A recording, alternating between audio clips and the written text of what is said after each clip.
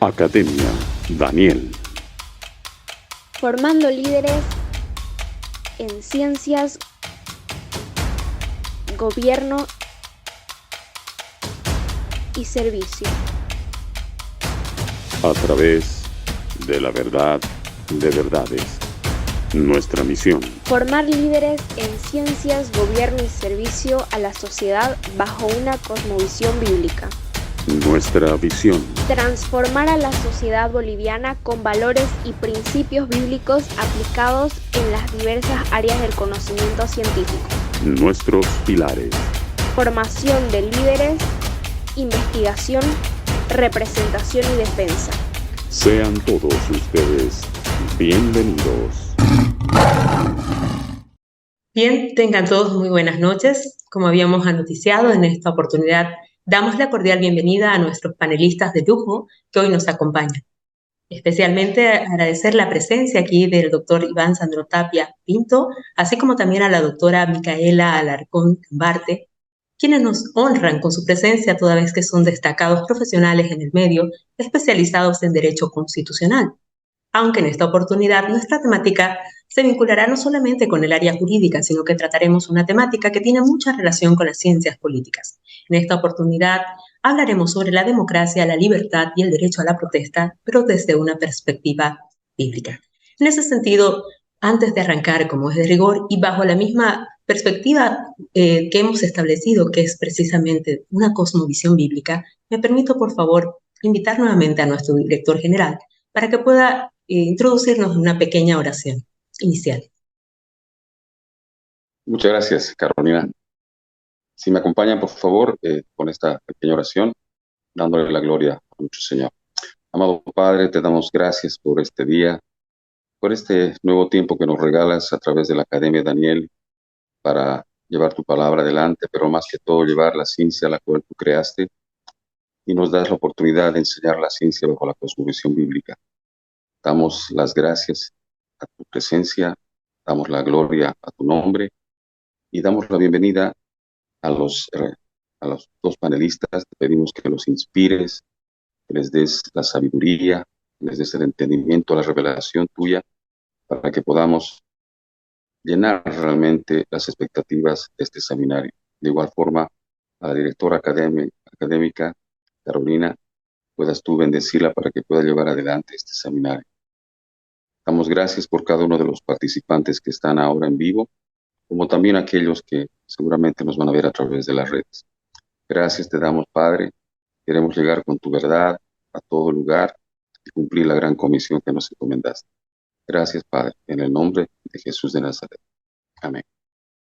Gracias, Carolina. Seguidamente, entonces, me permito hacer una presentación muy sucinta de la hoja de vida de nuestros invitados.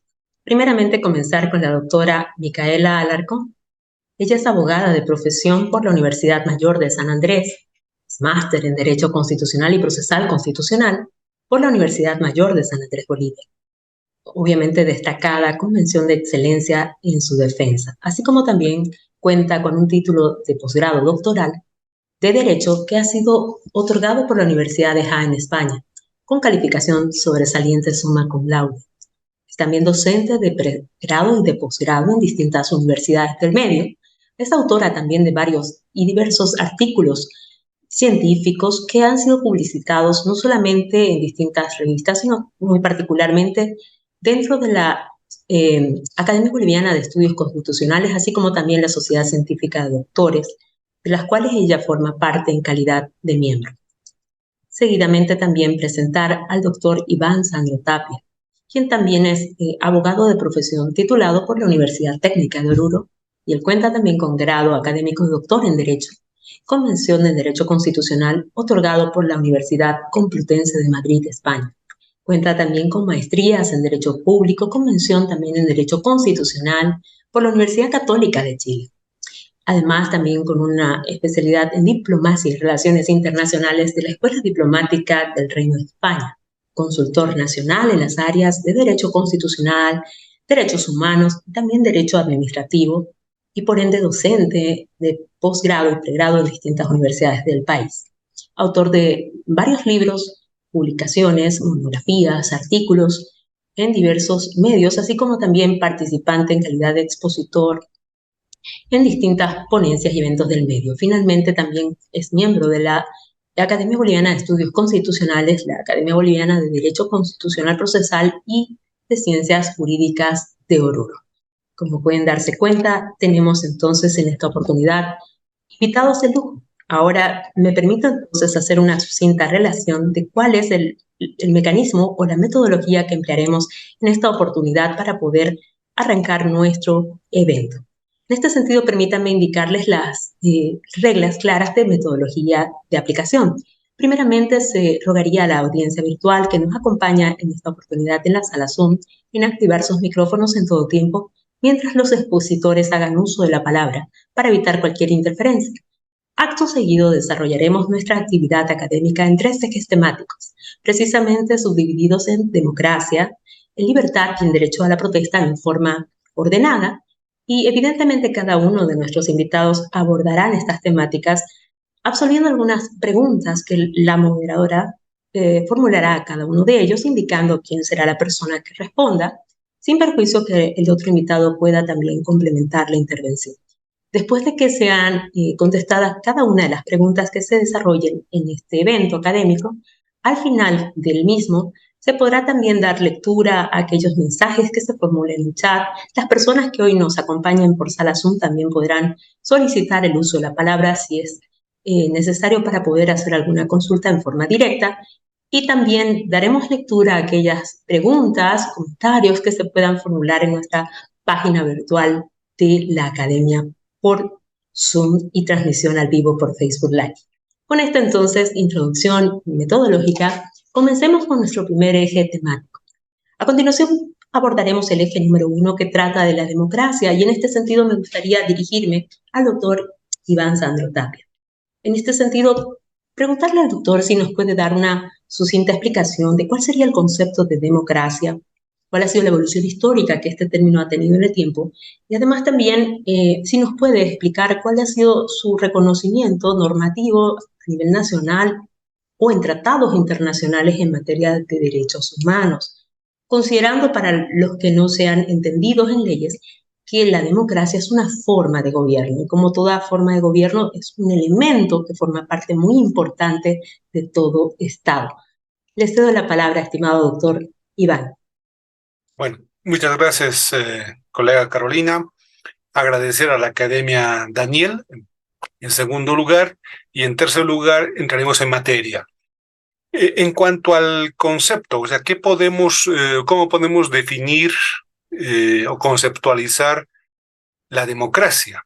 La democracia más me gusta desde un punto de vista de sistema, es decir, la democracia es un sistema de gobierno en el cual este es ejercido por el demos, es decir, por el pueblo, por la ciudadanía, es decir, en otras palabras, por cada uno de nosotros, o por la mayoría popular, sea de forma directa o por medio de los representantes nacionales. ¿Quiénes son los representantes nacionales? Diputados, senadores, etcétera. También es importante señalar, en 1830, este autor, Daniel Webster, ya decía una definición corta, breve, pero muy significativa e histórica que después lo abrevia mucho más Abraham Lincoln, cuando dice: la democracia es como un gobierno del pueblo, hecho para el pueblo, por el pueblo y responsable ante el pueblo. Esta frase histórica de este autor, y que lo va a reafirmar Abraham Lincoln posteriormente, es transcrita casi literalmente en el artículo 2 de la Constitución francesa de 1958, como también en la de 1946. Y Abraham Lincoln, como les decía, es mucho más breve y tal vez explica en cuanto a la democracia más pedagógicamente, digamos. Y dice Abraham Lincoln: el gobierno del pueblo, por el pueblo y para el pueblo. Eso lo decía ya en 1863. ¿qué significaba cuando él decía el gobierno del pueblo? Cuando él dice el gobierno del pueblo, quiere decir como el titular, es decir, el soberano y el depositario del poder. Que queramos o no queramos aceptar, teóricamente nosotros tenemos poder, cada uno, cada ciudadano, ¿no? Obviamente en conjunto se forma ese poder político que de alguna forma tiene que tomar algunas decisiones ya con esa organización que es el Estado. La segunda frase de Lincoln, cuando dice por el pueblo, es como un órgano efectivo del mismo. Es decir, que no es meramente algo abstracto, algo teórico, sino algo que se vive, se practica en un Estado o una nación. Y finalmente, cuando dice para el pueblo, en razón de ser también del beneficiario y del destinatario de sus acciones. Es decir, el titular, el destinatario es la persona o las personas que conforman lo que es el pueblo o ese poder soberano, ¿no? Entonces, en eso podemos resumir lo que es la democracia, pero podemos sintetizar por el tiempo cuáles son esas características. Y yo diría 4. Una primera característica, un proceso electoral. Una segunda característica, un ordenamiento jurídico, ¿no? Cuando decimos un sistema, estamos hablando de un sistema jurídico, puede ser nacional, y hoy en día, siglo XXI, y no últimamente, sino desde el siglo XX, ¿no? El derecho internacional de los derechos humanos. Un tercero, el respeto de los derechos. Es decir, la característica de la democracia está inmersa indudablemente en el respeto de los derechos fundamentales de las personas. Y una cuarta característica es la separación de poderes o la división de poderes o de órganos del Estado. Ahora, en el caso boliviano hay 4 formas de democracia, de acuerdo al artículo 11, numeral 1 y 2, si pueden revisar en su constitución, ¿no? Una democracia pura o una democracia directa, una democracia representativa, una democracia semidirecta y una democracia comunitaria, ¿no? Esas 4 formas de democracia que de alguna forma la que no se conocía antes del 2009 es esta última, ¿no? La democracia comunitaria, aunque con las reformas del 93, 94, ¿no? Y del convenio de la OIT, el convenio 169, también ya se podría decir que en Bolivia ya a partir de esa época o de ese tiempo se ha introducido la democracia comunitaria. Ahora, en cuanto a la evolución, yo quisiera hacer más énfasis en el caso boliviano, que más universalmente o internacionalmente. Primeramente quisiera partir de algo que estaba revisando, ¿no? Que parecería anecdótico, pero si ustedes revisan las primeras constituciones bolivianas, no van a encontrar expresamente el término democracia, democrático, en cuanto a esas palabras, sino a partir de la Constitución de 1868, y obviamente se va a repetir 1871, 1878, 1880, 1938, etcétera, hasta el día de hoy, ¿no? Pero de 1868 antes, es decir, hasta la primera Constitución de Bolívar que nos ha mandado, que ha redactado, no encontramos el término expreso, ¿no? Sino implícitamente se entiende que hay democracia. Y vamos a explicar un poco por qué en esa evolución histórica y así muy rápidamente. La Constitución de 1826, la de Bolívar, se habla del Estado de Derecho, es decir, de ese Estado liberal, ¿no? Que teóricamente ha influido grandemente a través de las 2 revoluciones que se ha tenido en el mundo, la Revolución Francesa y la Revolución americana o norteamericana. Entonces, esas dos revoluciones de alguna forma ha establecido esto, lo que se denomina el Estado de Derecho. Y en el caso boliviano se ha constitucionalizado en la Constitución de 1826. Por eso hablamos de un Estado de Derecho. Después, una segunda etapa sería el Estado Social de Derecho. Es decir, nos referimos a 1938. Si revisamos la Constitución de Bush, ahí vamos a encontrar especialmente la diferenciación con el primero, que en el primero se establecían los derechos civiles. En cambio, en la de 1938 vamos a encontrar derechos sociales, económicos e incluso culturales. Y recién hablamos de un Estado democrático de derecho, en el caso boliviano, a partir de la Constitución de 1961. ¿Por qué? Recién en Bolivia se habla de un Estado democrático de derecho, porque recién se constitucionalizan los derechos políticos de los bolivianos, es decir, el sufragio universal. Se incorpora a partir de esta Constitución, donde no hay ninguna discriminación. Hasta ahí, por ejemplo, si revisamos históricamente, la mujer, recién en el caso boliviano, a partir de las reformas constitucionales del 47, en el caso boliviano, primeramente ha votado o ha ejercido sus derechos políticos con el voto a las alcaldías o a los municipios. Y posteriormente ya se consolida en 1961 una plena, un pleno ejercicio de sus derechos políticos, igualmente de nuestros hermanos, campesinos, indígenas, personas discapacitadas, que hasta ese momento también eran discriminadas, ¿no? Por eso hablamos de un Estado democrático de derecho.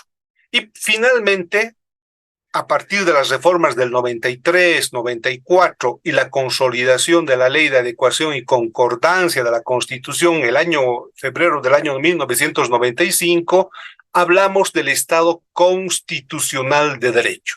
Porque una de las grandes reformas que se ha dado, yo diría, de dos instituciones importantes, el Tribunal Constitucional y el Defensor del Pueblo, ¿no? Que de alguna forma le ha dado ese vigor que se dio ya años mucho más antes, después de la Segunda Guerra Mundial, en Europa.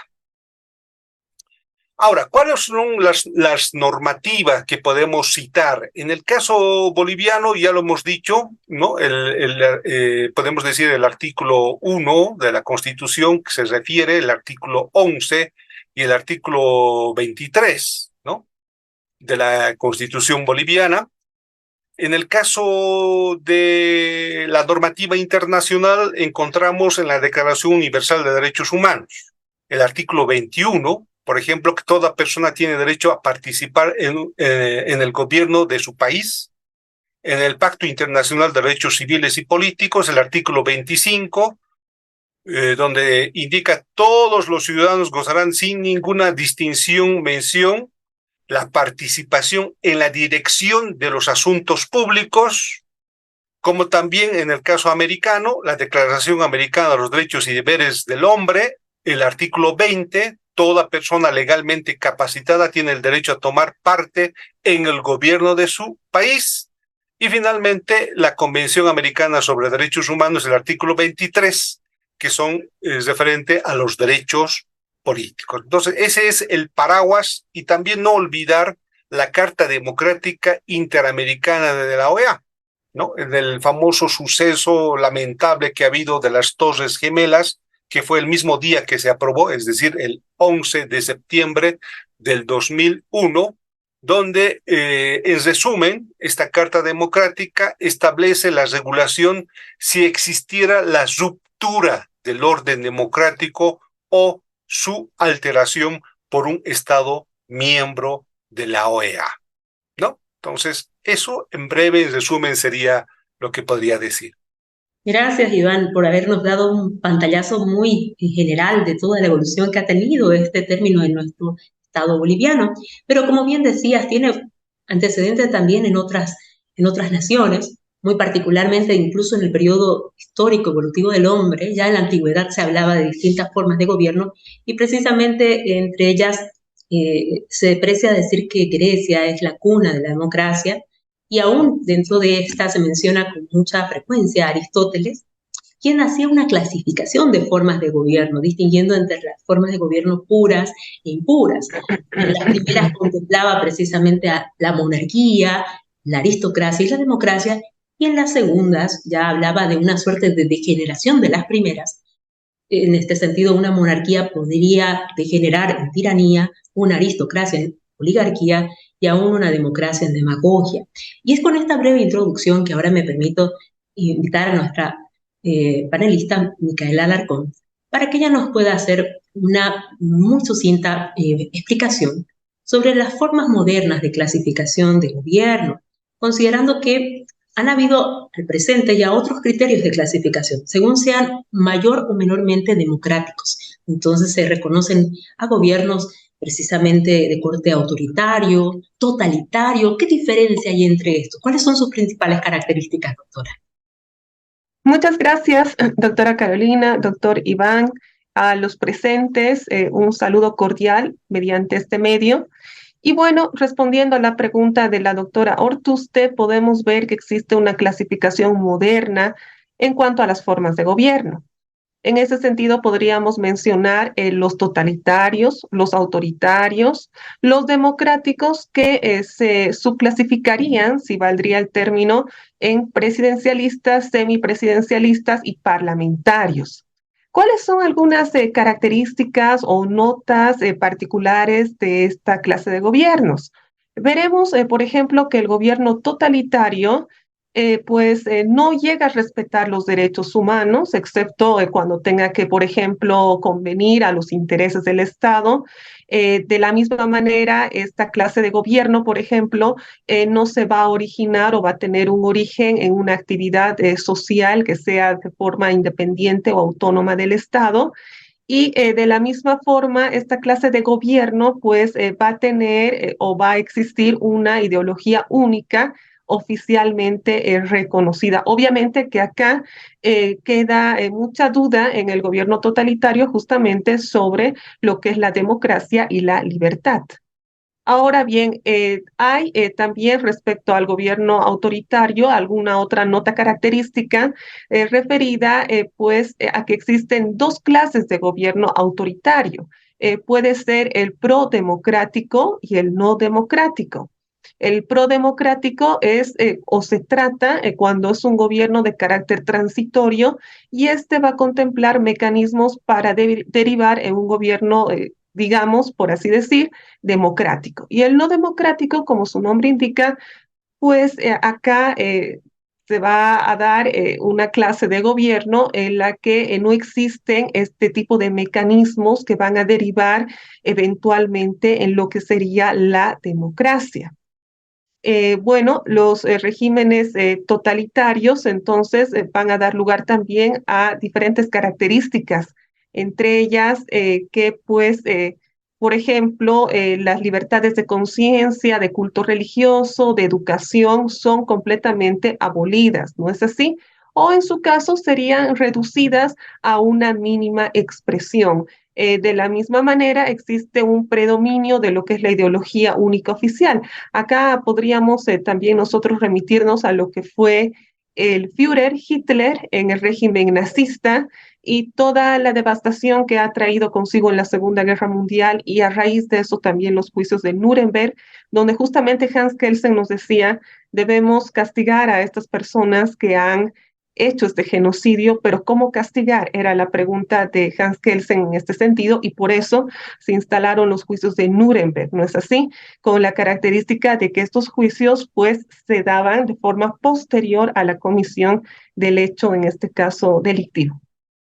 Y bueno, también hay otras características que se van a dar respecto de los regímenes totalitarios. Acá tengo una fuente también importante proporcionada justamente por la doctora Ortuste, Y podemos señalar justamente que estos regímenes totalitarios también buscan, obviamente, tener una penetración, podemos decir, una captación completa de carácter masiva de toda la población.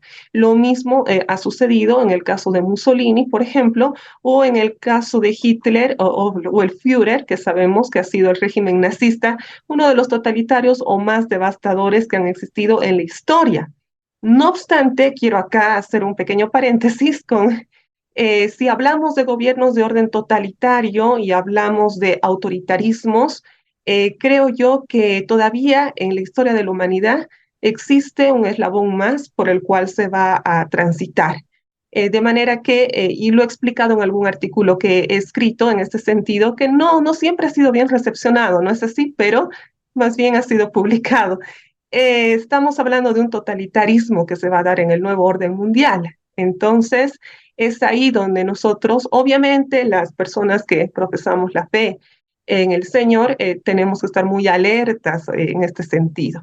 Ahora bien, además, podemos también indicar, pues, que existe el gobierno democrático en esta clasificación de carácter moderna, ya que el gobierno democrático es justamente como señalaba mi colega, el doctor Sandro Tapia, es que los gobernantes van a ser designados por los gobernados, obviamente en procesos electorales de carácter pluralista, libre e informado. Y bueno, las características que ya nos señalaba justamente el colega, el doctor Sandro, en el sentido de que se trata del gobierno del pueblo, por el pueblo y para el pueblo. Ahora bien, la democracia como tal está reconocida en nuestra Constitución y pues tenemos diferentes formas, clasificaciones, etcétera, pero yo quisiera hacer hincapié y resaltar que de los totalitarios y autoritarios tal vez la humanidad tenga que enfrentar uno más adelante y para ello tenemos que estar siempre firmes en la fe. Muchas gracias, doctora.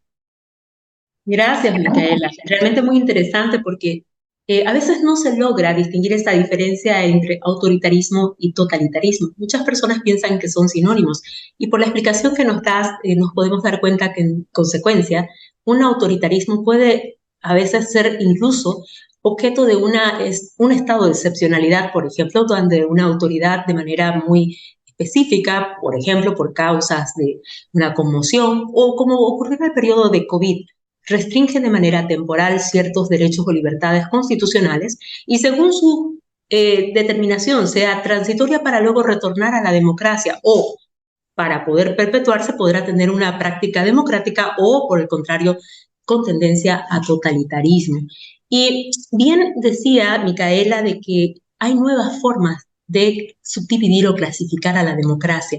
Ella mencionaba, por ejemplo, que hay una democracia de corte presidencialista, que es la que hasta ahora nuestro Estado boliviano ha regido, pero también hay algunos países, por citar, como por ejemplo a Finlandia, a Francia, o también en nuestro Estado, perdón, en nuestro contexto latinoamericano, podemos citar también a Perú, que incluso Chile ha intentado migrar hacia una forma de semipresidencialismo, es decir, una postura intermedia hacia la última que ella mencionaba, que es la de corte parlamentarista. Como en estos días cabalmente se ha estado hablando con mucha frecuencia a raíz de unos comentarios que ha hecho desde el extranjero nuestro expresidente Gonzalo Sánchez de Lozada, ha causado mucho revuelo, inquietud en la población en querer conocer cuál es la diferencia entre un presidencialismo y un parlamentarismo. Y en esto me permito invitar al doctor Iván nuevamente para que nos pueda ilustrar dando una pequeña explicación sobre las marcadas diferencias de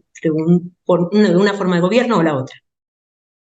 Muy bien, partiremos por el presidencialismo, ¿no? En el caso boliviano, artículo 165 de la Constitución, podrían revisar con calma, pero yo quisiera resaltar las características, ¿no? En este caso, una de las características del presidencialismo es de que los miembros del poder, o en este caso los del órgano ejecutivo, no pueden ser miembros del poder o del órgano legislativo, ¿no?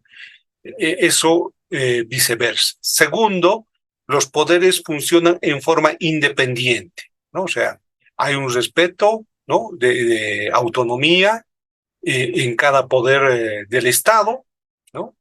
O órgano del Estado, También una otra característica, la separación de poderes, estimula controles, ¿no? Ese es el objetivo, ¿no? Que Carl Lowenstein lo resume, lo profundiza sobre ese control que tiene que existir, o de lo que se denomina en inglés los checks and balance, ¿no? O sea, tiene que haber un chequeo, un visto bueno o un visto malo, o un balance, ¿no? Ese balance entre el ejecutivo y el legislativo. Y obviamente ahí de árbitro, entre comillas, el poder o el órgano judicial. El presidente puede ser de un partido de la mayoría, del Congreso o de la Asamblea Legislativa Plurinacional, pero diferente. Otra característica, el poder o órgano ejecutivo recaído en el presidente es uno solo. Y como la característica del sistema presidencialismo es de que se desdobla su función. Es jefe de Estado y jefe de gobierno. Y tal vez, para no cansarles, una última característica, los mandatos son fijos, es decir, en el caso boliviano son 6 años, ¿no? Para el presidente y también para los representantes nacionales. O sea, no puede pasar ni un día más en cuanto a esos plazos que fija la Constitución. En cambio, en el semipresidencialista, ejemplo Francia, ¿no? Eso es uno de los países, digamos, que podemos citar y que donde se ha desarrollado en realidad este sistema, y ahí lo explica muy bien este profesor Duberger. Y dice, reconocer que a simple vista el régimen semipresidencial reúne más de un régimen parlamentario que del régimen presidencial. Se pueden encontrar los elementos fundamentales del parlamentarismo. El Ejecutivo está dividido en jefe de Estado y un gabinete, que tiene a su cabeza, en este caso del gabinete, el jefe de gobierno, y el gabinete es responsable políticamente frente al Parlamento. Es decir, este puede obligar al jefe de gobierno a dimitir con un voto de censura, conjuntamente con todos sus ministros. Y finalmente, el Ejecutivo tiene el derecho de disolver el Parlamento, lo que le da una influencia sobre él. Ahora, lo resume a lo que decía, digamos, muy largamente el mismo Duberger en 3 elementos, este tipo de sistema. El primero, el presidente de la República es elegido por sufragio universal. Segundo, el presidente tiene considerables poderes o atribuciones políticas. Y finalmente, tercero, se oponen a él, sin embargo, un primer ministro y ministros quienes ejercen funciones ejecutivas y gubernamentales, y pueden estar en actividad solo si el Parlamento no muestra oposición a ellos. Ahí está el otro contrapeso. El parlamentarismo. Ejemplo, la monarquía española y la de Inglaterra. Una primera característica del parlamentarismo es que los miembros de gabinete, es decir, del poder o del órgano ejecutivo, son a la vez miembros del Parlamento. Es decir, a diferencia de lo que es el sistema presidencialista, ¿no? En el sistema presidencialista son independientes los poderes, por tanto no puede irse a jugarse, digamos, de un poder, irse al otro poder, ¿no? En este caso, en un sistema parlamentarista, los miembros del gabinete solamente son en este caso miembros del Parlamento, ¿no? Por esa razón, por ejemplo, el jefe de gobierno asiste a todas las sesiones en el caso para que pueda, digamos, de manera directa responder a los representantes nacionales, no así, por ejemplo, en el sistema presidencialista, que son sus ministros los que dan la cara, ¿no?, para defender las políticas públicas que se han dado. En cambio, en el sistema parlamentarista, no. Tiene que ir el jefe de gobierno a dar la cara y personalmente a responder. Obviamente también sus ministros, ¿no?, de Estado. Una tercera característica es de que el gabinete está integrado por las diferentes mayorías en el Parlamento. Otra característica, en el gabinete existe una persona que tiene primacía, que se llama el primer ministro, ¿no? La administración pública es responsabilidad del gabinete, pero está supervisada por el Parlamento. Existe un control mutuo, ya que existe el voto de censura al primer ministro y el gabinete tendrá que renunciar en pleno, ¿no? Y otra característica final que podemos decir es que el jefe de gobierno puede disolver a los miembros del Congreso o a las cámaras legislativas, ¿no? Así como hay un voto de censura al primer ministro, entonces el jefe de gobierno puede disolver, en este caso, a los miembros del Congreso para nuevamente convocar a elecciones nacionales. Eso es lo que podemos hacer en síntesis, las diferencias de estos sistemas de gobierno, colega. Gracias, doctor Iván. Realmente muy interesante porque evidentemente nuestra cultura democrática tiene mucha más familiaridad con la forma de presidencialismo, donde Claro. es una sola la cabeza del órgano ejecutivo y por ende él personifica ambas funciones, como bien lo indicaba el jefe de Estado y jefe de gobierno. Pero no es para nosotros muy conocida las prácticas de un semipresidencialismo, y mucho menos aún la de un parlamentarismo, aunque no todos los parlamentarismos son de corte monárquico en cuanto a su autoridad como jefe de gobierno. Hay algunos que son presidentes, es decir, autoridades electas como las conocemos y con tiempos o periodos definidos, pero en la que es menos común todavía es la forma semipresidencialista, donde hay una dualidad, es decir, un marcado gobierno con una doble cabeza, donde está nítidamente diferenciado el jefe de Estado y jefe de gobierno. Y con esta entonces pequeña introducción a estas nuevas formas contemporáneas de democracia, me gustaría preguntarle ahora a la doctora, en este caso a la doctora Alarcón, en este sentido, ¿cuál de estas formas de gobiernos que se han mencionado, doctora, tendría respaldo bíblico? Si nos pudiera tal vez dar algún ejemplo para que podamos comprender a aquellas personas que no tengamos alguna familiaridad al texto bíblico, a las Sagradas Escrituras.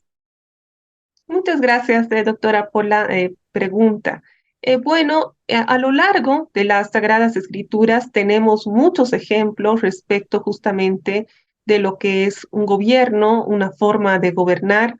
Podemos remitirnos al Antiguo Testamento, donde justamente ya se reconocía diferentes puntos de vista sobre el gobierno y donde se reconocía, por ejemplo, lo que era la teocracia, la monarquía y también alguna suerte o conjunto de críticas proféticas al gobierno en ese entonces.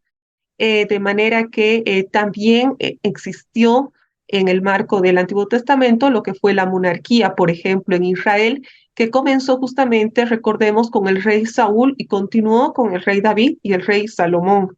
Y de esta manera vemos que en el Antiguo Testamento existen importantes formas de gobierno que han ido también, han perdurado y han traspasado, si valdría el término, ya a lo que sería el Nuevo Testamento.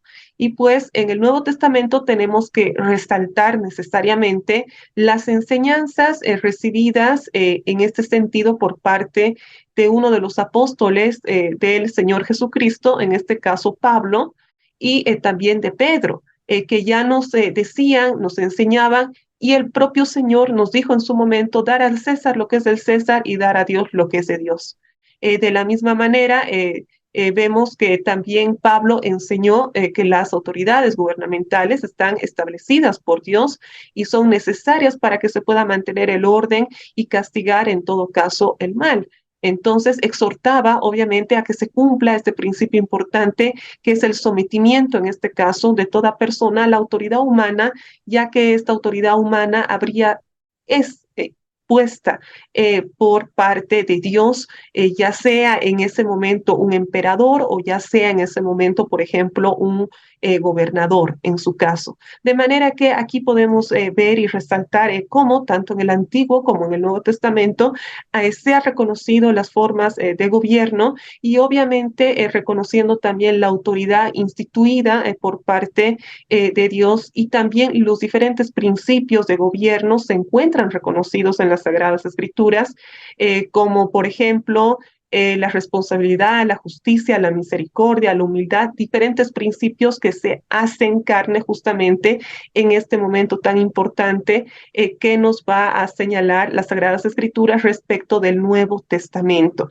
Ahora bien, vemos a la actualidad que precisamente existe una corriente que va a buscar revertir o tratar de anular lo que es precisamente los preceptos de las Sagradas Escrituras. Esta nueva corriente, que son los progres o los modernos, precisamente con diferentes ideologías y otro tipo de teorías y situaciones, van a buscar prácticamente anular las Sagradas Escrituras. Entonces, vemos a la fecha que existen dos corrientes claramente establecidas.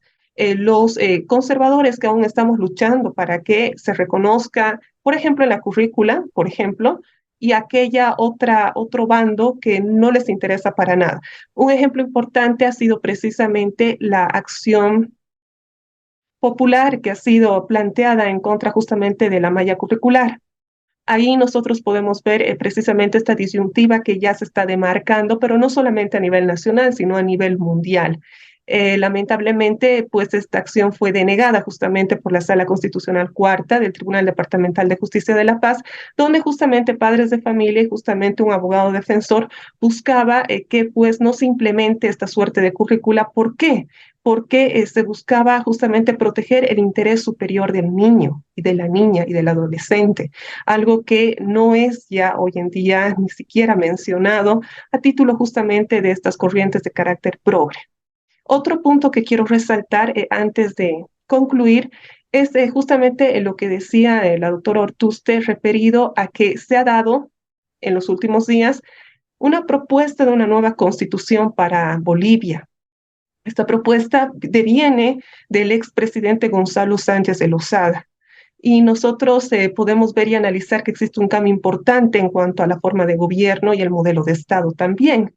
Y de la revisión del mismo, sería muy bueno que todos nosotros podamos leer este proyecto de constitución y poder, si vale el término, en términos ordinarios, coloquiales, poder cambiar el chip. Nosotros hemos recibido un chip impuesto por la Asamblea Constituyente de 2009, pero también podemos ver la otra cara de la moneda ahora y la importancia que ha revestido para nuestro país el haber sido una república y el haber tenido y haber reconocido en nuestro texto constitucional abrogado de 2004 los derechos y las libertades de las personas. La pluriculturalidad y todo aquello se reconocía sin necesidad de llegar a una plurinacionalidad profunda como la que tenemos ahora. No es que no se reconocía los derechos de los pueblos, los derechos de las personas indígenas originarias, sí se reconocía y estaba reconocido y dispuesto taxativamente, pero no como plurinacionalidad. Por eso es que yo creo que es importante poder entender esta propuesta que viene de una persona legítima, que ha sido presidente de nuestro Estado y que está buscando de alguna manera, nos está dando una señal a nosotros para que podamos abrir los ojos. Es todo, estimada doctora. Gracias, Micaela. Y bien que los mencionas, porque evidentemente hay muchas personas que confunden lo plurinacional con la forma de gobierno republicana. Son dos conceptos distintos, pero obviamente cada uno tiene su razón de ser. En el caso de la república, hacemos referencia a la forma de democracia representativa.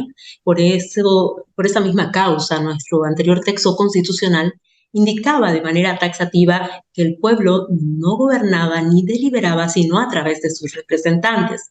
Lo que veo en este sentido poco probable es que, habiendo ya avanzado hacia una democracia directa o semidirecta, participando en urnas, por ejemplo, para un referéndum, presentando iniciativas legislativas, esta última forma de práctica democrática retroceda en el tiempo e involucione y no sea reconocida.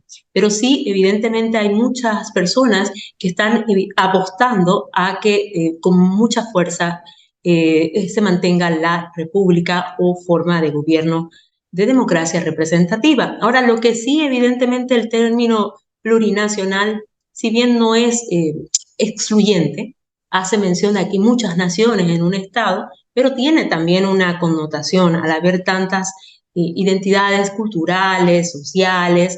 A veces eso puede generar una suerte de tensión entre el derecho positivo y estos derechos consuetudinarios que a cada uno de los pueblos o naciones les rige. Gracias entonces en este sentido. Y ya que hablamos de derechos, un derecho que hemos traído a colación en esta oportunidad es la libertad. Y cuando hablamos de libertad, evidentemente es uno de los más importantes. De hecho, en la evolución de derechos humanos, los primeros en reconocerse entre los derechos civiles y políticos precisamente figura la libertad. Y es para este segundo eje que me gustaría invitar nuevamente, ya en esta oportunidad, a la doctora, otra vez, Alarcón, para hacernos la siguiente aclaración. ¿Cuál sería el concepto de libertad que podríamos dar, doctora Alarcón, en cuanto a este derecho? ¿Cómo se clasifica de manera muy sucinta y la normativa que lo reconoce o lo tutela? Muchas gracias, doctora Ortuste. Muy bien, en este sentido hay que ver que el derecho a la libertad pues es un importante derecho. Podríamos decir que sin el derecho a la libertad no se reconocen los demás derechos.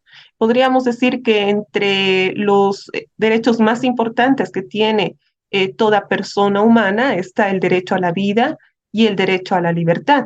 De manera que la libertad viene a ser precisamente un derecho sagrado, un derecho imprescriptible que está reconocido a todos los seres humanos. Y la libertad es precisamente la posibilidad, la facultad de poder obrar según su propia voluntad, respetando naturalmente lo que es la ley y el derecho ajeno. Existe entonces diferentes clases de libertades de carácter colectiva, por ejemplo, son aquellas libertades que corresponden a un grupo de personas. Se trata, por ejemplo, en el caso de lo que vendría a ser la libertad de asociación, de reunión pacífica, libertad sindical, el derecho a la protesta, a la manifestación, entre otros. Tenemos también la libertad de opinión, la libertad de expresión, la libertad de asociación, la libertad de pensamiento, la libertad de conciencia, la libertad de religión. Y de esta manera tenemos diferentes libertades y también cuál es el papel que desempeña justamente el Estado en relación al reconocimiento de esta libertad. La libertad en realidad está conectada íntimamente con lo que es también la dignidad humana de las personas. Y en este sentido, sin libertad no podríamos reconocer los demás derechos que están dispuestos, sea en textos constitucionales o sea en convenios o tratados internacionales. Por ejemplo, ¿por qué? Porque la libertad es justamente esa cláusula tan importante, ese núcleo tan importante del sistema de derechos que permite materializar los demás de forma consecutiva.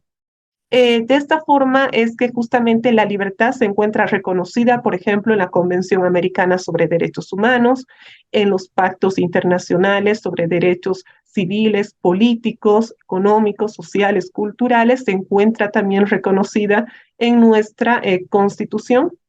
Y de esta manera también ha sido desarrollada en cierta medida por lo que sería también la jurisprudencia del Tribunal Supremo de Justicia y del Tribunal Constitucional. Pero básicamente aquí debemos también conectar esta idea del concepto de lo que es justamente el derecho a la libertad respecto justamente a los nuevos contextos a nivel global por los cuales la humanidad está transitando.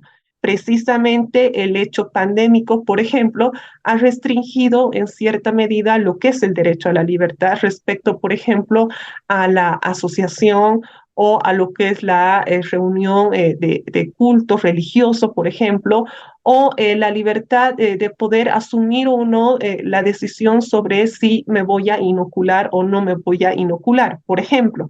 Entonces, este tipo de situaciones han repercutido precisamente en un replanteamiento y en una relativización de lo que es justamente el concepto principal del derecho a la libertad. Pero esto, si podemos ver, ajeno ya a lo que es nuestra soberanía nacional. ¿Por qué?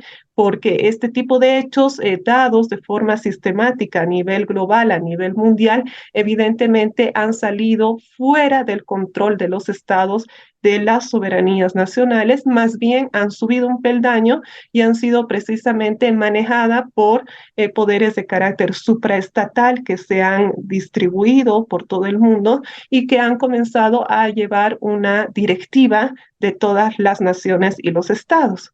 Situación que obviamente se ha dado y que no estamos exentos a que pueda naturalmente volver a darse. Por ello es que el derecho a la libertad es muy importante, tiene que ser reconocido en todo ordenamiento constitucional, tiene que ser aplicado también por parte de jueces, magistrados, tiene que ser invocado también por abogados y precisamente tiene que ser defendido por cada uno de nosotros, porque sin libertad no podríamos entender los demás derechos.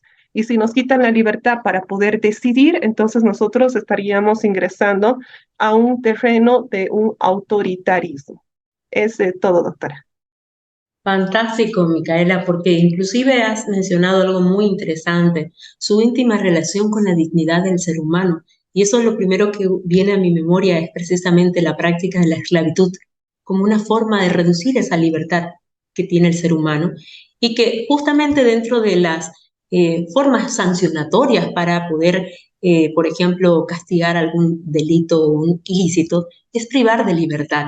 Y es en este punto que me permito ahora invitar al doctor Tapia para que nos pueda explicar en qué casos se puede restringir el derecho a la libertad en forma lícita, con qué parámetros, doctor, y qué relación guardarían el término libertad con el de democracia.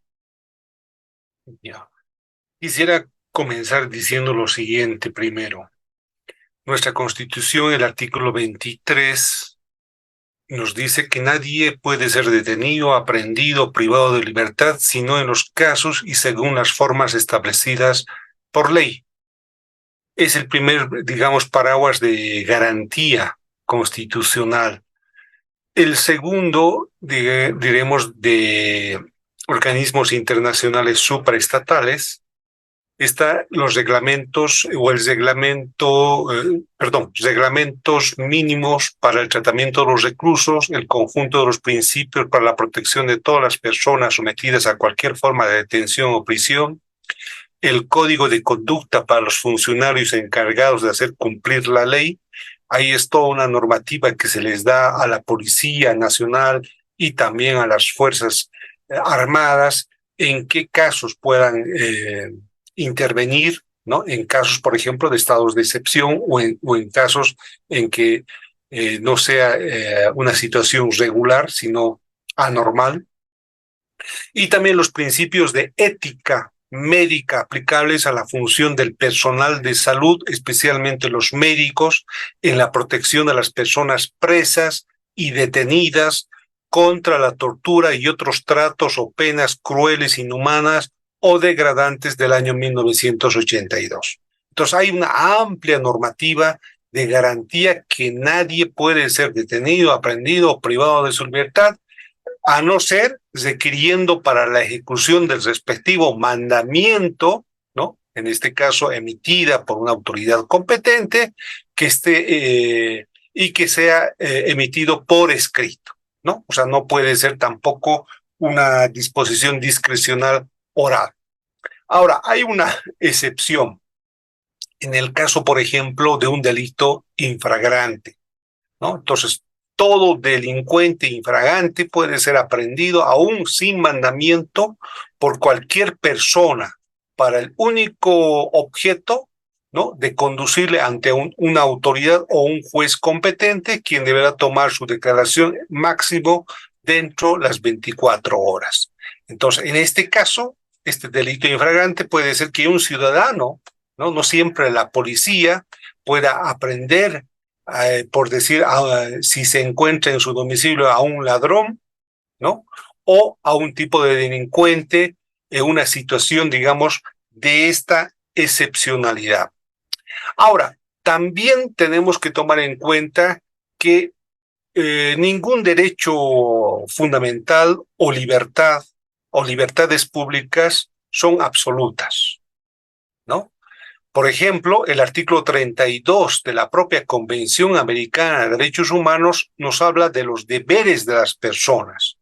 Es decir, que los derechos de cada persona están limitados, uno, por los derechos de los demás, dos, por la seguridad de todos, tres, por las justas exigencias del bien común en una sociedad democrática.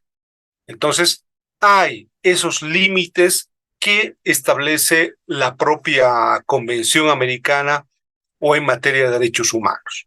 La otra es el estado de excepción en el caso boliviano, que lo establece el artículo 137 de nuestra norma fundamental, que se pueda activar en caso de peligro de la seguridad del Estado.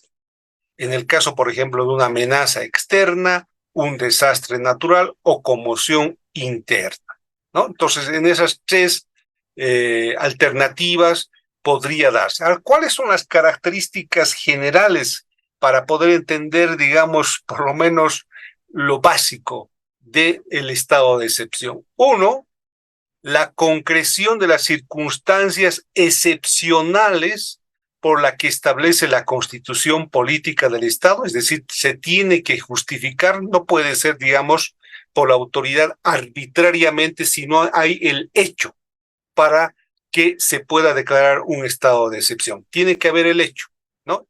Es decir, un desorden público, una conmoción interna, etcétera, etcétera. Segunda, concentración.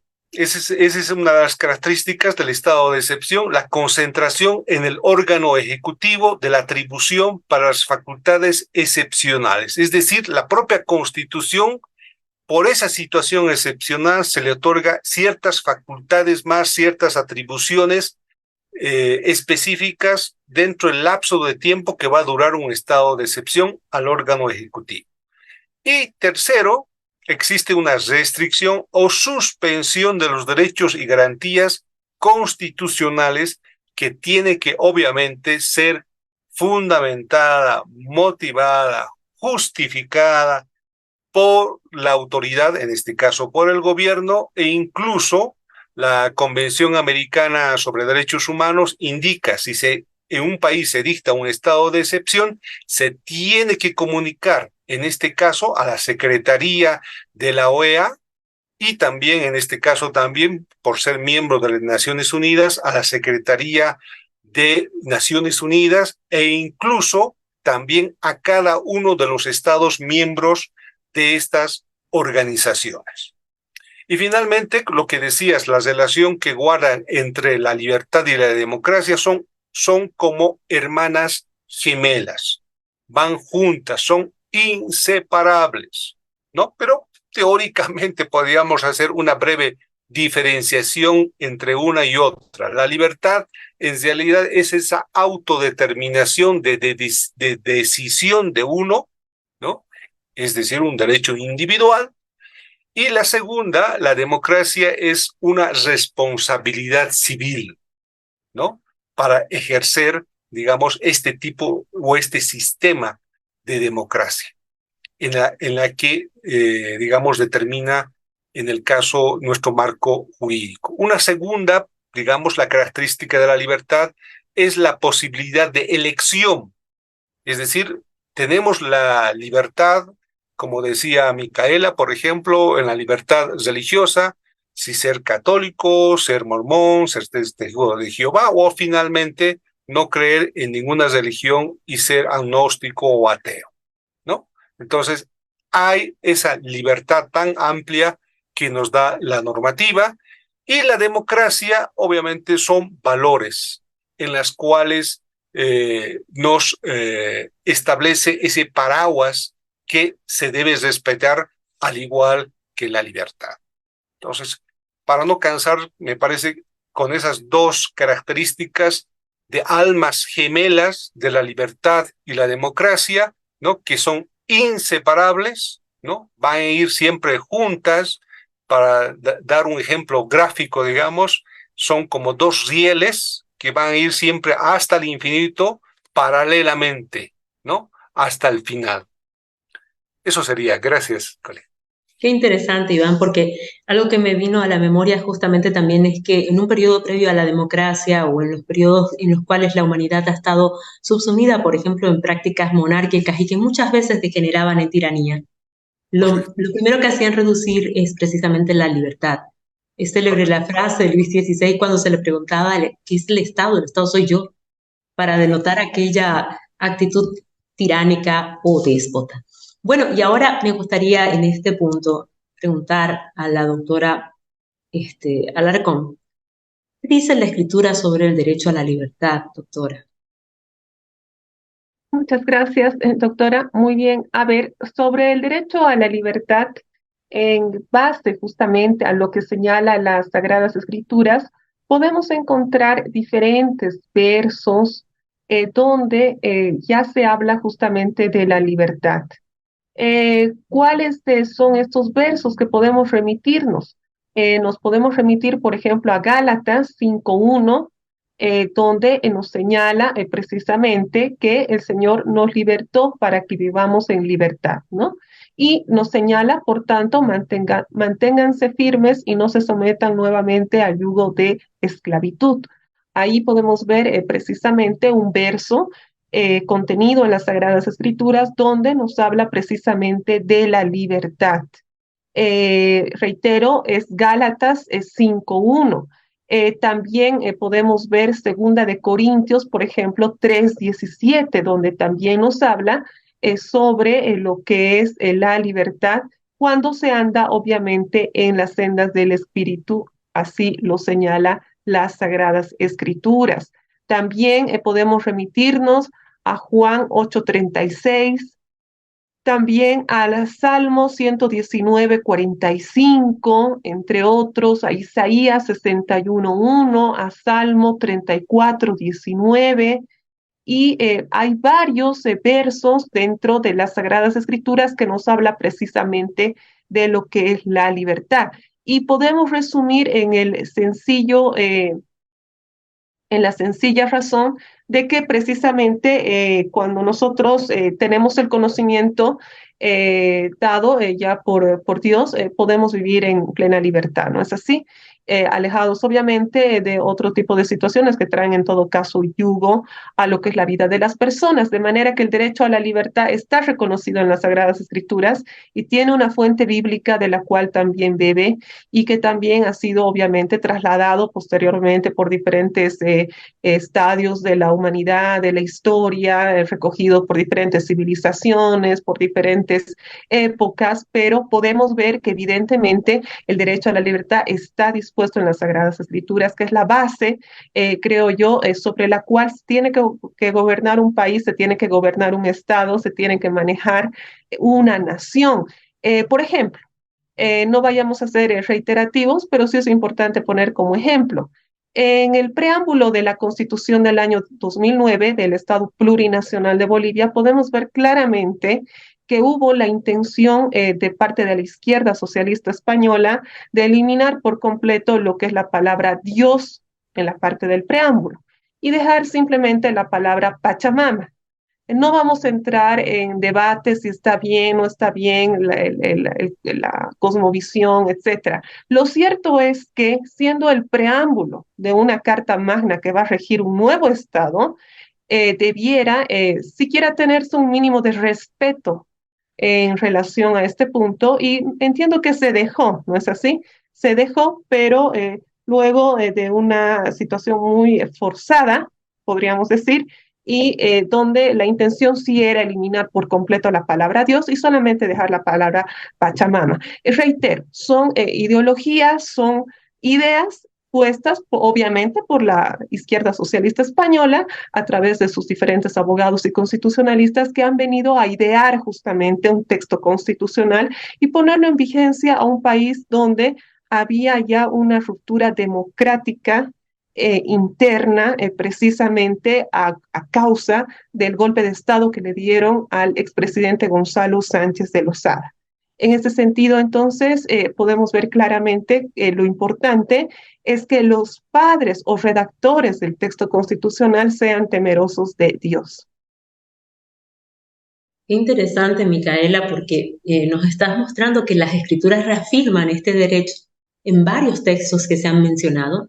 Incluso también habla en algún pasaje, si mal no recuerdo, para diferenciar la libertad del libertinaje, cuando dice en la escritura de que todo me es lícito, mas no todo me conviene.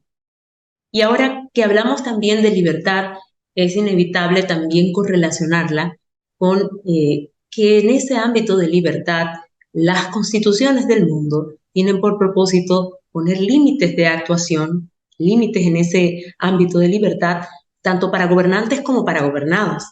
Y en ese sentido, cuando los gobernados, que son los ciudadanos, se encuentran en insatisfacción porque han habido prácticas no democráticas que a lo mejor han devenido en una suerte de falta de legitimidad de la autoridad electa, es muy común, es muy frecuente que hayan formas de rechazo a estas determinaciones de la autoridad. En algunos casos se puede manifestar como precisamente protestas, o algunos incluso textos hablan del derecho de rebelión o de manifestación pública. Y es precisamente sobre este punto que me gustaría escuchar al doctor Iván Sandro Tapia, para que nos pueda explicar un poco en qué consiste este derecho a la protesta o de manifestación pública y cuál es la normativa que lo ampara en nuestro Estado boliviano o en tratados internacionales en materia de derechos humanos. Bueno, en el caso del derecho de protesta o manifestación, expresamente no lo determina, ¿no?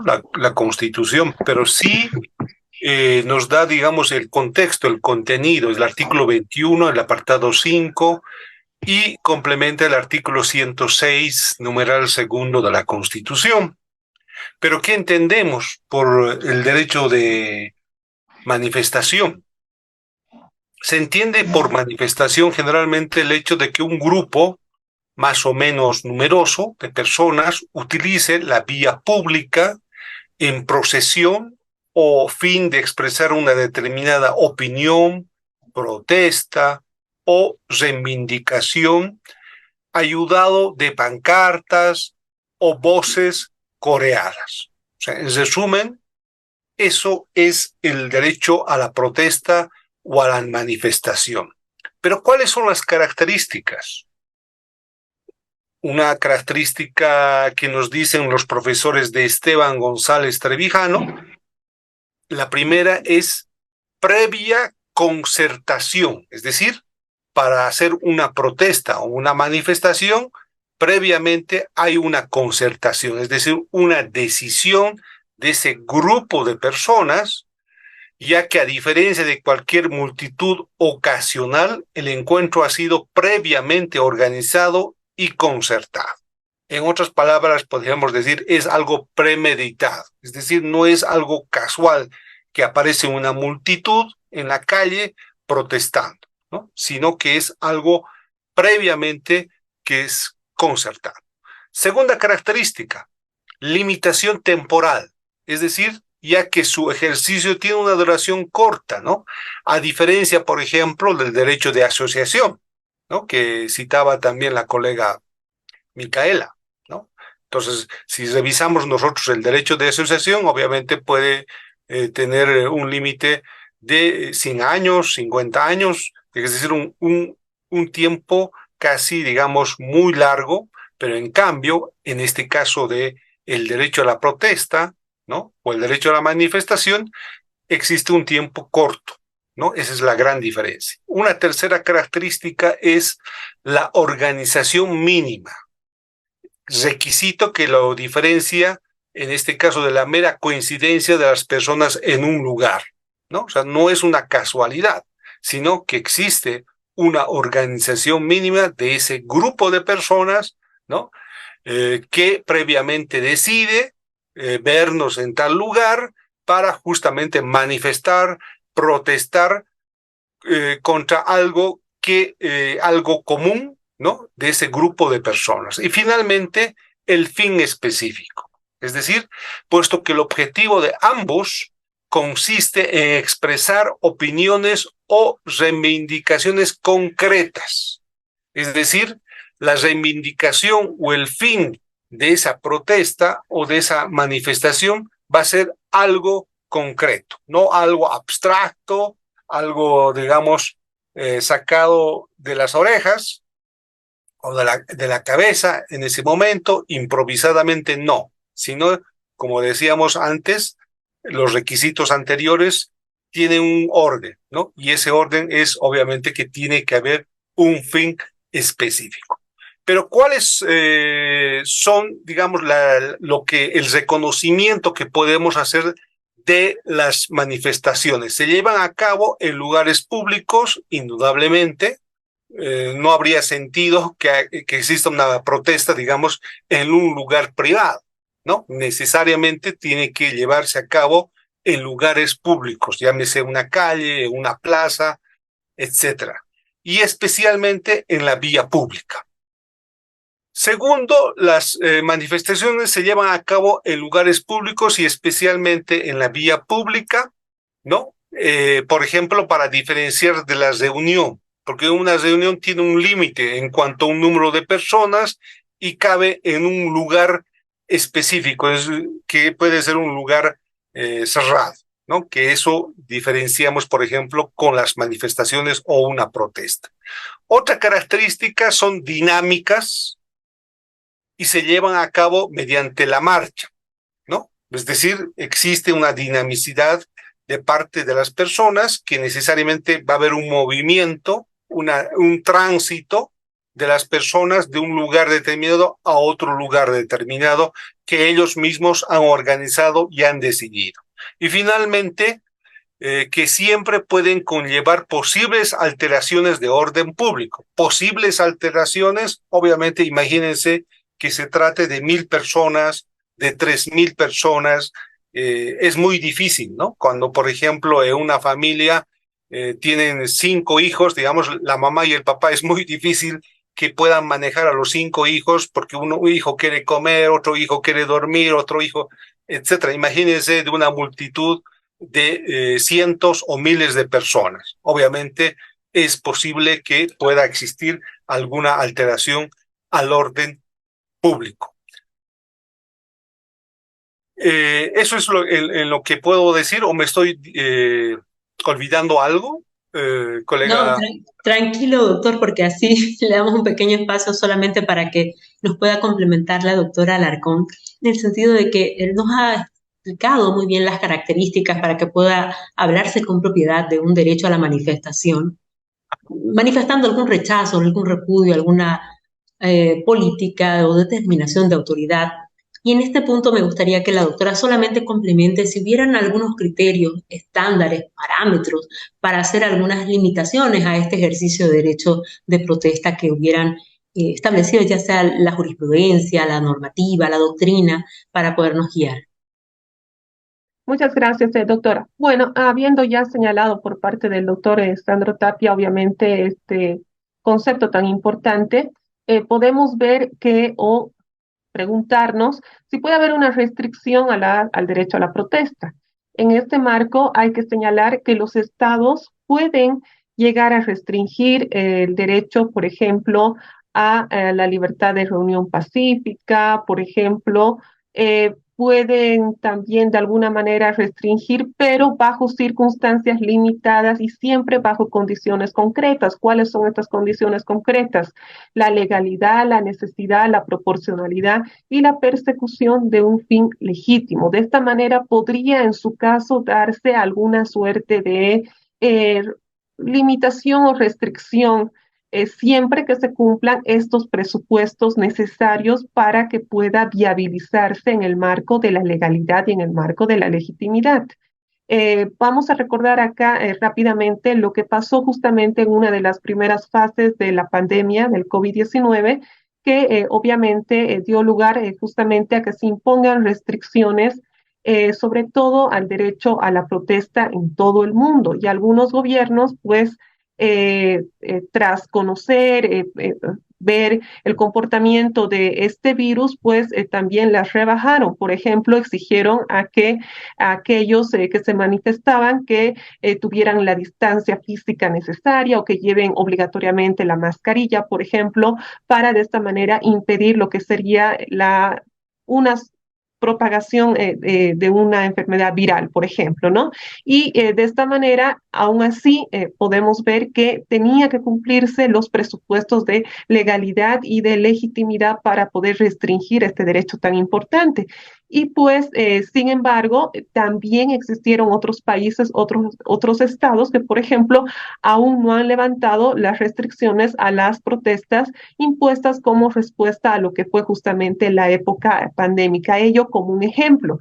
Y pues esto depende de cada estado y justamente de cada regulación interna que se dé por parte justamente de lo que sería el Ministerio de Salud en nuestro caso, ¿no?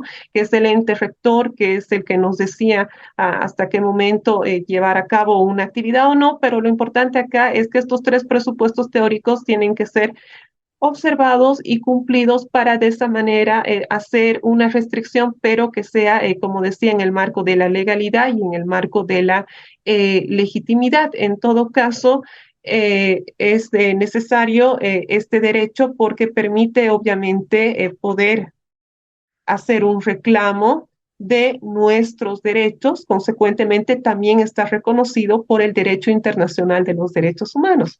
Recordemos que el derecho internacional de los derechos humanos es una rama, podríamos decir, eventualmente nueva, como nos señala Vidar Campos, y él nos dice que es una rama nueva, ¿no? Más nueva que el propio derecho constitucional y procesal constitucional, y que justamente promueve la protección de los derechos humanos y de las libertades de las personas. Y es ahí donde cobra vida este tipo de derecho porque está protegido por este derecho internacional de los derechos humanos.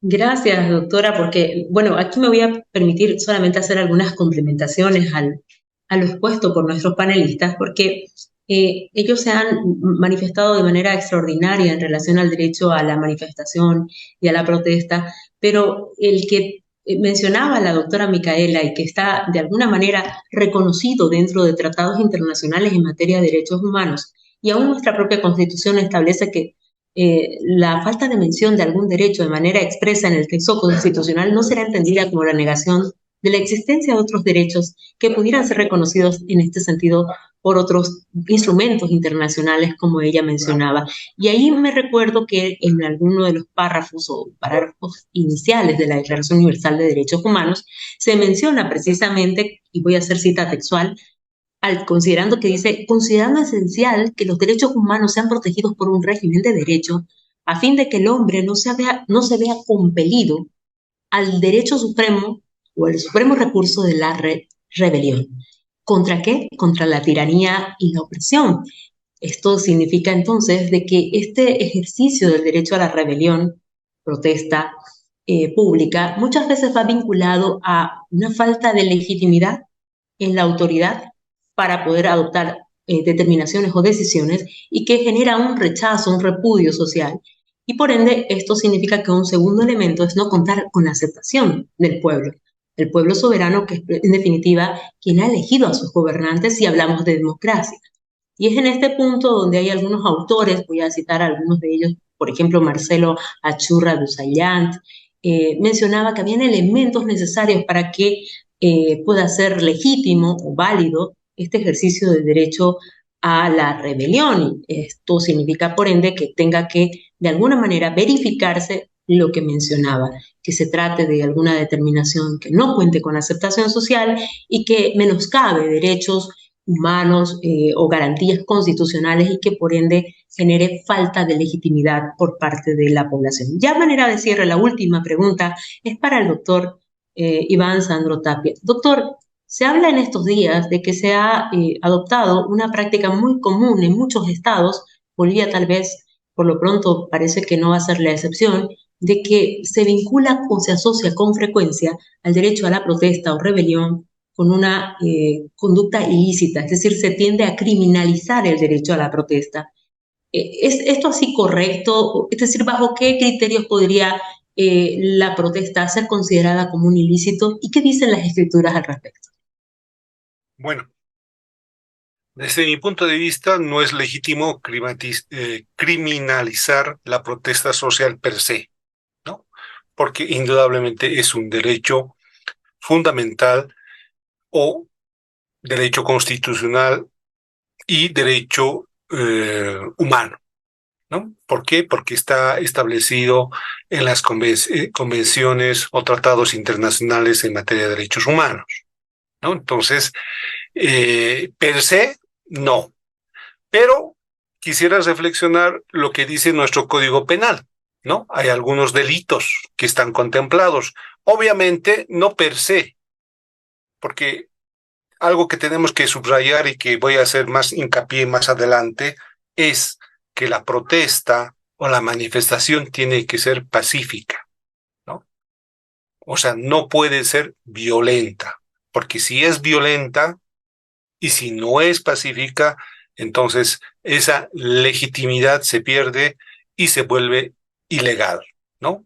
Y por tanto, inconstitucional. ¿Por qué? Porque atenta a los derechos de los demás, ¿no es cierto? Entonces, solamente así a pincelada para que se reflexione los que nos están siguiendo, el Código Penal, por ejemplo, el artículo 121 de los delitos contra la seguridad interior del Estado se refiere a alzamientos armados contra la seguridad y soberanía del Estado. Artículo 124, atribuirse los derechos del pueblo. Delitos contra la tranquilidad pública. Artículo 131, apología pública de un delito. Artículo 132, asociación delictuosa, ¿no? Obviamente no podría hacerse, para dar un ejemplo, para que se entienda, no pueden reunirse los ladrones y hacer una manifestación, ¿no? En el supuesto de decir, ¿por qué no se hacen robar las personas? O sea, obviamente eso es inconcebible que pueda pasar, pero no puede haber, digamos, ese tipo de casos porque está penado por el Código Penal.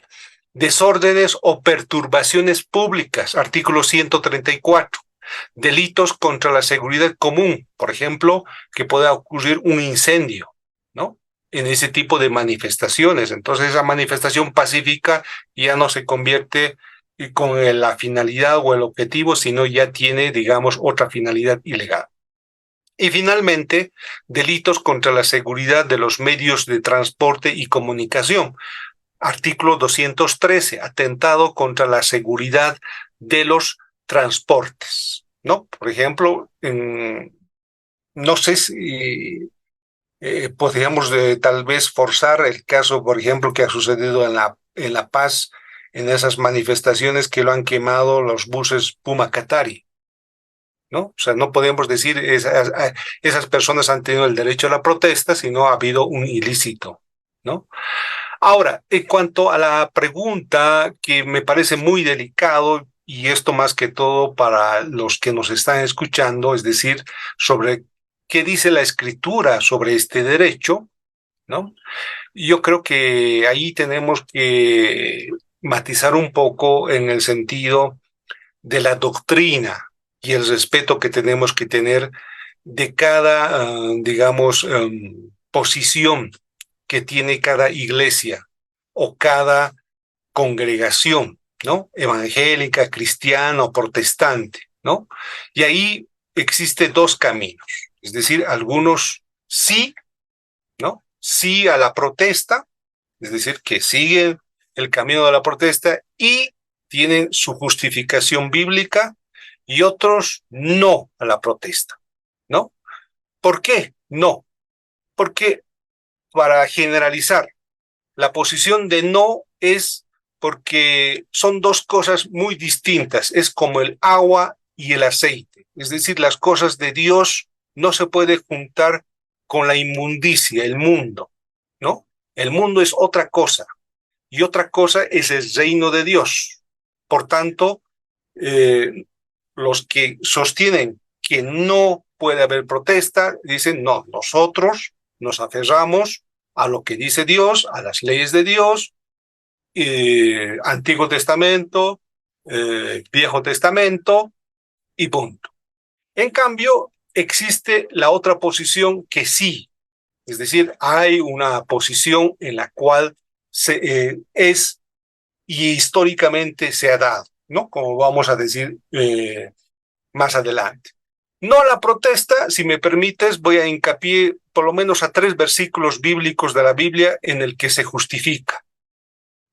Juan 18:36, que dice, mi reino no es de este mundo, ¿no? Eso decía Jesús.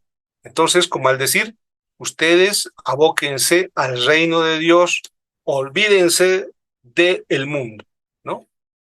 Segundo versículo, primera de Juan 2:15, que no debemos amar todo lo que pertenece a este mundo, ¿no? Entonces, de ahí hay una segunda razón. Y una tercera,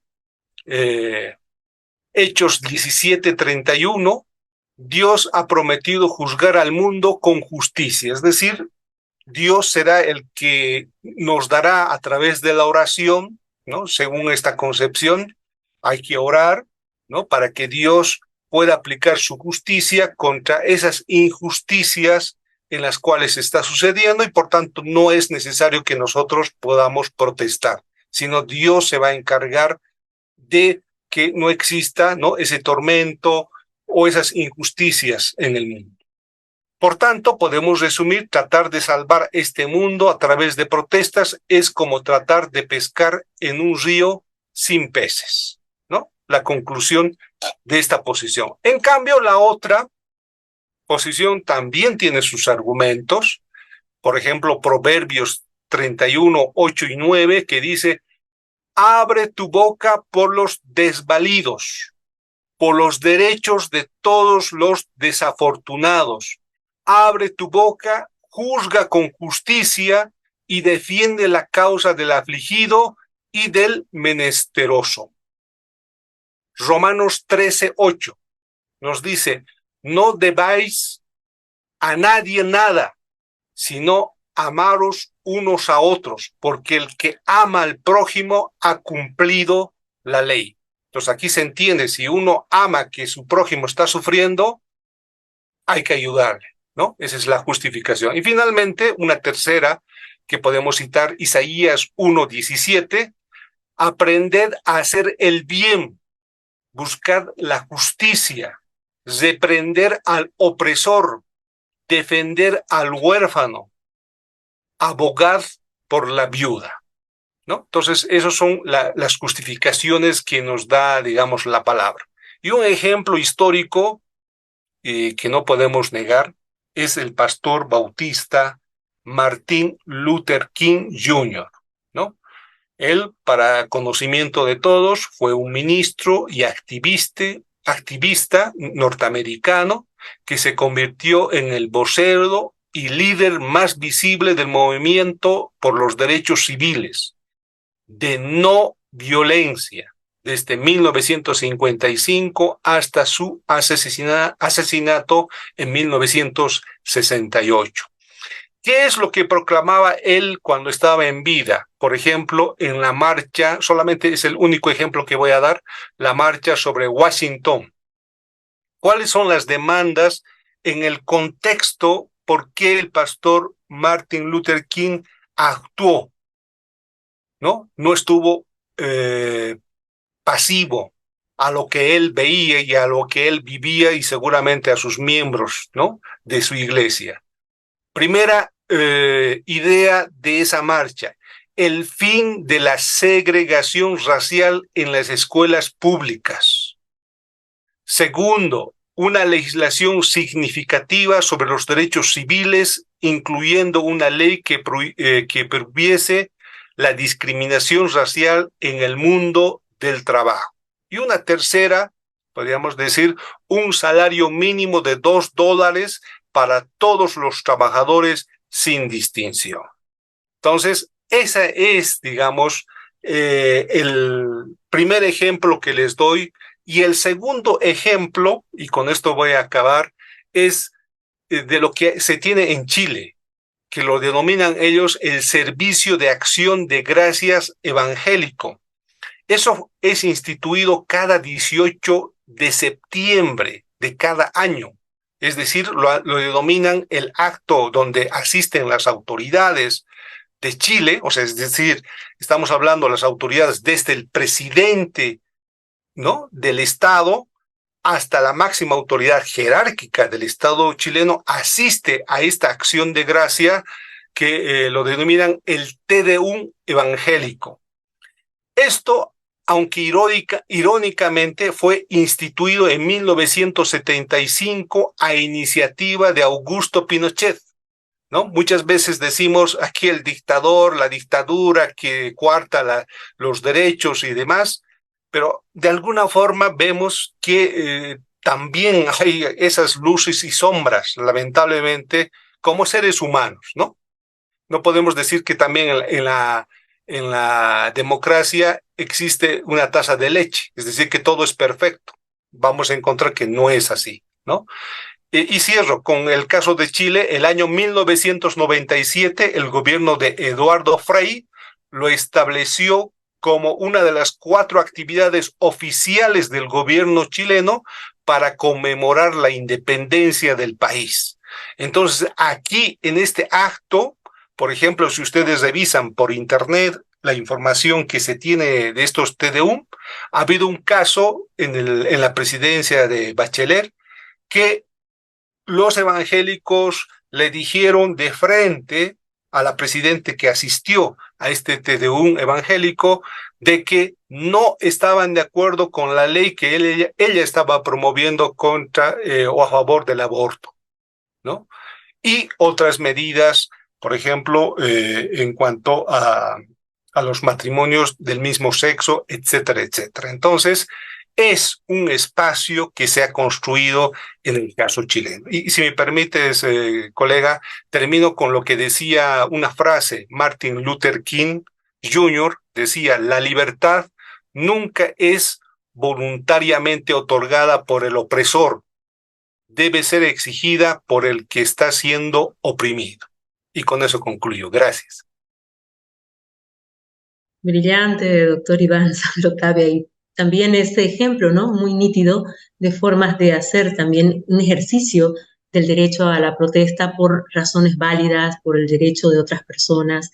Y aún también hay otras prácticas que la historia de la humanidad recuerda o conmemora, que es, por ejemplo, aquellas protestas pacíficas que hacía Gandhi, precisamente para poder también revertir algunas inconductas. Bueno, lamentablemente el tiempo nos ha ganado en esta oportunidad y por factor de tiempo precisamente no me voy a extender en mayores preguntas y obviamente haciendo una sucinta mención de las felicitaciones por parte también de la audiencia virtual. Me gustaría aquí en este momento ceder la palabra si vieran algunos de los invitados que nos acompañan en esta noche. Tenemos, por ejemplo, el doctor Walter Negrete, él es incluso pastor también de iglesia.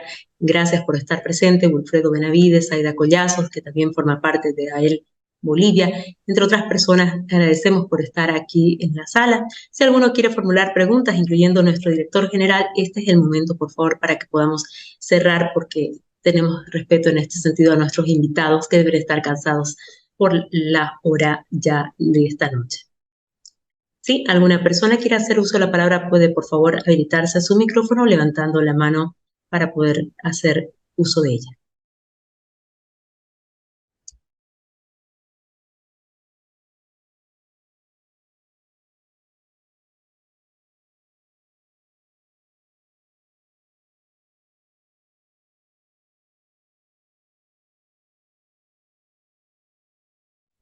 Me temo que entonces significa que nuestros invitados están bastante cansados, y agradeciendo en este sentido la explicación tan extraordinaria que nos han hecho nuestros invitados esta noche, solamente me permito resumir algunas líneas.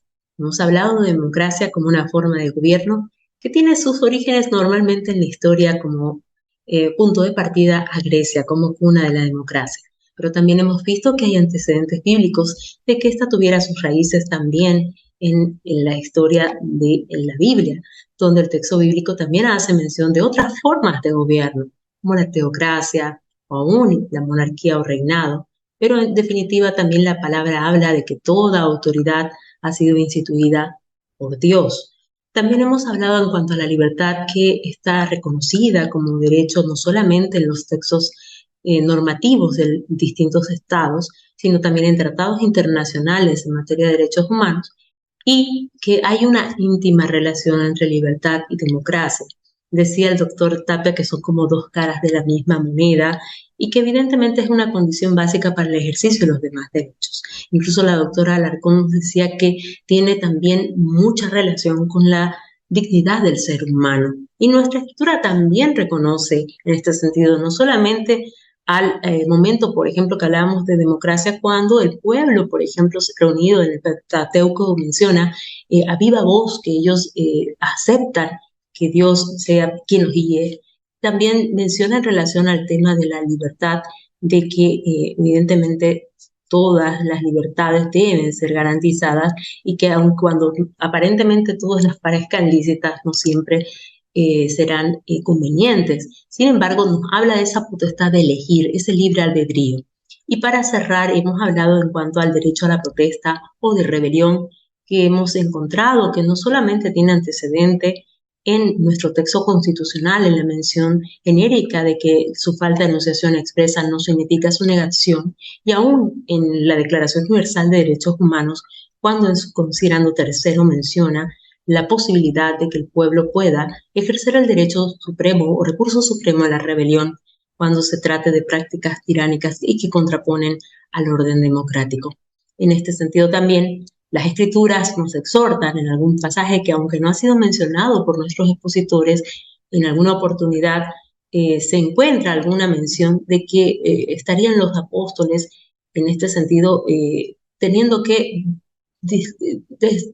por así decirlo, decidir entre si hacer cumplimiento de las normas de la autoridad o si éstas se contraponen a veces contra lo que es justo, correcto o que está reconocido por la palabra de Dios. Me permito citar en este punto a Hechos 4:19, donde menciona: juzgad si es justo delante de Dios obedecer a vosotros antes que a Dios. Es decir, obedecer a veces a los hombres antes que lo que es correcto y justo. Y aún en el derecho se habla siempre de una tensión entre la justicia y la ley. Decía en este sentido el decálogo del abogado, que cuando los abogados tenemos que a veces encontrarnos en esa disyuntiva entre elegir entre lo que es justo y aún lo que es el derecho, pues siempre nos decantemos por la justicia como un valor fundante y que también inspira el derecho en general. Son apenas unos pequeños fragmentos y una síntesis muy apretada de todo lo que se nos ha dicho en esta noche, y solamente para poder hacer participativa en esta jornada la presencia de nuestros invitados, voy a citar algún fragmento que nos coloca en comentarios el pastor Walter Negrete, quien menciona cómo podríamos entender la democracia con la frase de Jesús cuando dijo: dar al César lo que es del César y a Dios lo que es de Dios. Cualquiera de nuestros panelistas o ambos pueden absolver esta pregunta. Repito, ¿cómo podríamos entender la democracia con la frase de Jesús cuando dice dar al César lo que es del César y a Dios lo que es de Dios? Como decía al principio, hay dos cosmovisiones, digamos, o dos criterios dentro de la doctrina cristiana evangélica o protestante de entender la democracia, ¿no? Digamos, la democracia que se conoce secularmente para asimilarlo dentro de la iglesia, pero otros no, literalmente no lo hacen, sino de acuerdo a lo que establece expresamente e inequívocamente la Biblia, ¿no? Ahora, en el contexto de la pregunta, me parece que era más o menos como al decir, mi diezmo, mi ofrenda, cómo yo voy a, digamos, disminuir y darle al César, ¿no? Como tributos. O sea, lo justo sería darle todo a Dios. Pero en este caso, Jesús corrige más o menos y de alguna forma da una pauta indicando no. Es decir, las autoridades son impuestas por él y por tanto hay que respetar. Y si establece un tributo, un impuesto, que debemos hacerlo, tenemos que cumplir como cristianos. O sea, tenemos esos deberes, porque justamente muchas veces a mis estudiantes les digo, o sea, no solamente tenemos derechos, sino tenemos deberes o obligaciones que cumplir, ¿no? Y en este caso, esas obligaciones es de dar los tributos, los impuestos, pero ¿en qué sentido? ¿Cuál es el sentido de los tributos y los impuestos? Es que el día de mañana la autoridad construye escuelas, colegios, caminos, etcétera. Pero si eso se distorsiona, ahí vamos a ir ya también un poquito tal vez a comentar y dejarlo ahí, ¿no? Para otro conversatorio. Es decir, ¿qué pasa si esos tributos son desviados para otra cosa? Por ejemplo, corrupción, por ejemplo, para construir una imagen de la Virgen María, por ejemplo. Obviamente, una parte del mundo protestante no va a estar de acuerdo en que se gaste para eso. O, por ejemplo, que se gaste para comprar misiles, ¿no es cierto? O tanques.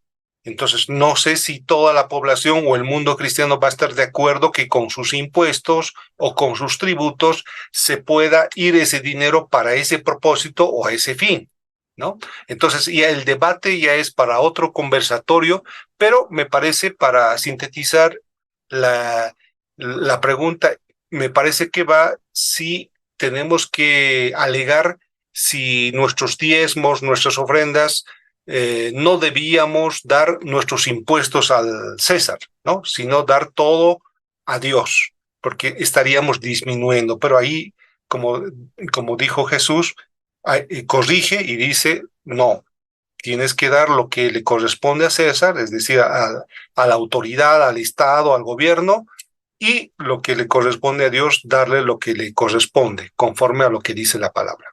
Eso sería mi comentario. Gracias. ¿Algo que añadir a manera de cierre, la doctora Micaela, por favor? Muchas gracias, doctora.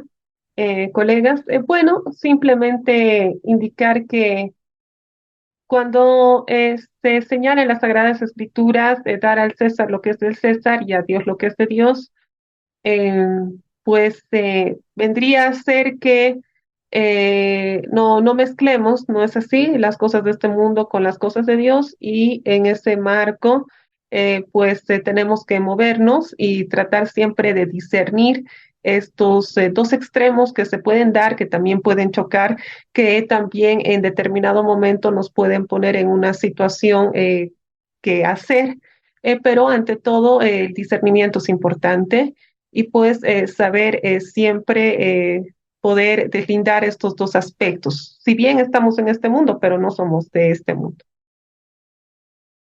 Muchísimas gracias a ambos. Han hecho una extraordinaria velada esta noche, nos han ilustrado con sus conocimientos, pero además también, sobre todo, desvirtuando aquella común división que se hace en cuanto a la ciencia y a la palabra de Dios. De manera desacertada, muchos científicos piensan de que no hay relación, que hay una suerte de incompatibilidad entre ambos conocimientos, y hoy vemos plenamente de que la escritura tiene una vigencia aún en nuestros días y aún en cualquier ámbito del conocimiento científico. Sin nada más que agregar por mi parte, agradeciendo por este esfuerzo extraordinario que han hecho también de acompañarnos hasta esta hora.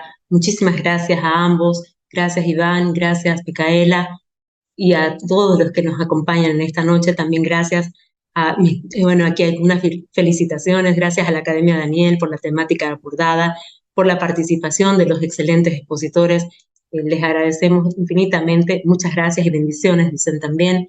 Entonces, quedan todos cordialmente invitados a participar de nuestro próximo evento, que se llevará a cabo el jueves 6 de julio, oportunidad en la cual daremos espacio para la coordinadora del ámbito de psicología. Ella nos hablará en esa oportunidad sobre la identidad sexual, algo que en estos días está definitivamente influyendo y que es parte de algunos tópicos que se mencionaban, la influencia que puede haber a veces a consecuencia de la tecnología, o también los conocimientos que se puedan impartir en aulas. En fin, hay mucho que hablar al respecto.